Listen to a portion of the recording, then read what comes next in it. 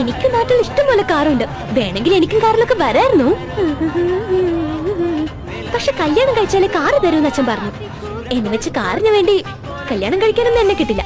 Smile please.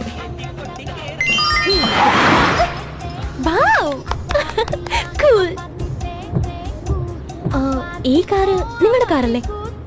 ആണെങ്കിൽ നിങ്ങൾ romantic ആണല്ലോ. കണ്ടില്ലേ ഞാൻ എങ്ങനെ മനസ്സിലാക്കിയെന്ന്? ഞാൻ അങ്ങനെയാ.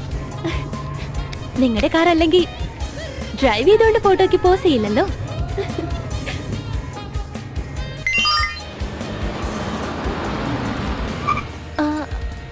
കുറച്ചുകൂടി മുന്നോട്ട്. ഇനിയും കുറച്ച്.